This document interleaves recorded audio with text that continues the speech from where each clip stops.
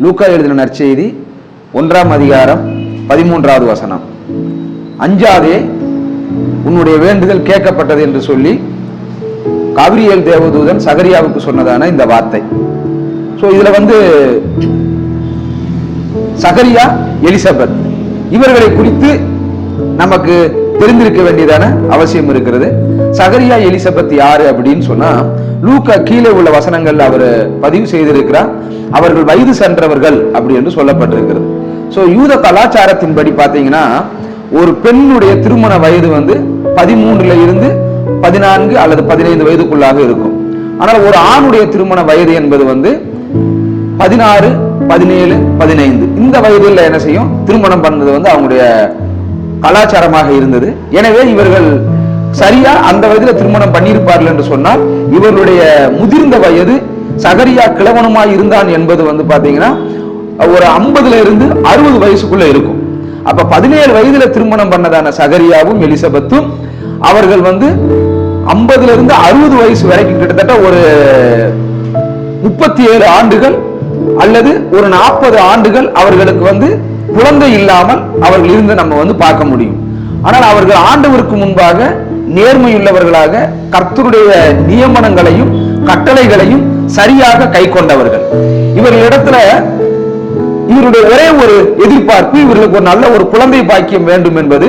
ஆனால் இவ்வளவு நாட்களாக ஆகியும் அவருடைய வாழ்க்கையில் குழந்தை இல்லை. ஆனாலும் அவர்கள் ஆண்டவருக்கு செய்ய வேண்டிய காரியங்களையும் ஆண்டவருக்கு செய்ய வேண்டிய பணிவிடைகளையும் நேர்த்தியாக குறையில்லாமல் தவறாக அவர்கள் என்ன செய்தார்கள் என்று சென்றால் செய்து வந்தார்கள். ஆனால் ஆண்டவர் இவர்களுடைய நீண்ட நாள் ஜெபத்தை உடனே அவர்களுக்கு கேட்டு பதில் தந்து விடவில்லை. ஏனென்று சொன்னால், இங்கு உன்னுடைய வேண்டுதல்கள் கேட்கப்பட்டது என்று சொல்லக்கூடிய அந்த இடத்திலே நிகழ்கால வினைச்சொல்லி பயன்படுத்தப்பட்டிருக்கிறது. உன்னுடைய வேண்டுதல் கேட்கப்பட்டது என்று சொல்லி. எனவே சகரியா ஏதோ ஒரு குறிப்பிட்ட ஆண்டுகள் மட்டும் ஜெபத்திற்காக பிள்ளைக்காக ஜெபித்து அப்படி அவர் நிறுத்தி விடவில்லை. ஆனால் அவருடைய ஜெபம் என்றைக்கு பிள்ளைக்காக ஜெபிக்க ஆரம்பித்தாரோ இன்றைக்கு வரைக்கும் அவர் என்ன செய்தார், தொடர்ந்து ஒரு பிள்ளைக்காக அவர் ஜெபித்துக் கொண்டிருந்தார். இந்த ஜெபத்தை தான் ஆண்டவர் கேட்டார் என்று சொல்லி சகரியாவுக்கு தேவதூதன் சொல்றதை நம்ம கேட்க முடியும். அப்ப என்ன அப்படின்னு சொல்லி பாத்தீங்கன்னா, ஒரு நீண்ட நாள் ஒரு ஜெபம் அவருடைய வாழ்க்கையில் காணப்பட்டது. நீங்க வேதாகமத்துல நம்ம படிச்சு பார்த்தோம் அப்படின்னு சொல்லி சொன்னீங்கன்னா, வேதாகமத்துல ஆபிரகாம் கர்த்தரை அழைக்கிறார். 25 ஆண்டுகள் கழித்துதான் அவனுக்கு ஒரு குமாரனை கொடுக்கிறார்.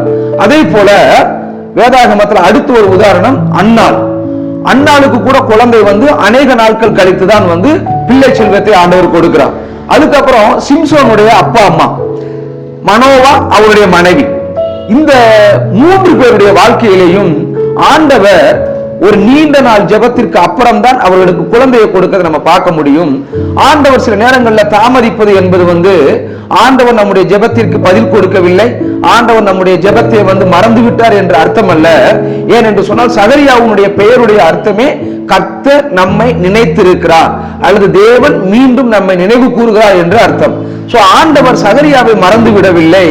ஆண்டவர் சகரியாவின் நினைவு கூர்ந்து சகரியாவுடைய ஜெபத்திற்கு என்ன செய்தார் என்றால் பதில் கொடுக்கும் வண்ணமாக தான் காபிரியேல் தேவதூதனை அனுப்புகிறார்.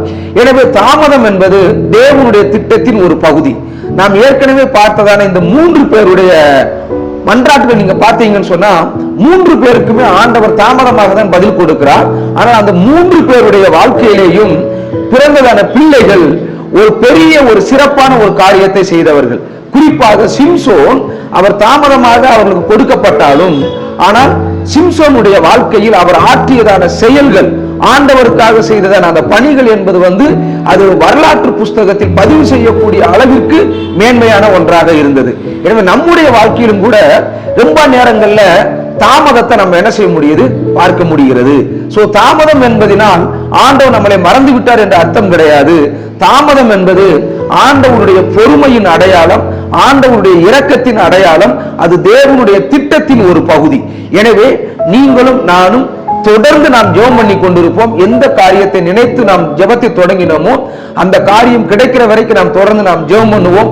தேவன் ஏற்ற நேரத்தில் தன்னுடைய ஜெபத்திற்கு பதிலை கொடுத்து அவருடைய இரக்கத்தை நம்முடைய வாழ்க்கையில் என்ன செய்வார், வெளிப்படுத்துவார். தாமதம் என்பது தேவனுடைய பொறுமைக்கு மட்டும் வெளிப்பாடு கிடையாது, அர்த்தம் கிடையாது. நம்முடைய பொறுமைக்கும் அது ஒரு வகையான ஒரு அர்த்தம் தான். எனவே நாம் பொறுமையா இருப்போம். தேவன் கொடுக்கிறதான அந்த பதிலை நாம் என்ன செய்வோம்? பெற்றுக்கொள்வோம். கர்த்தர் நம்மை ஆசீர்வதிக்கட்டும்.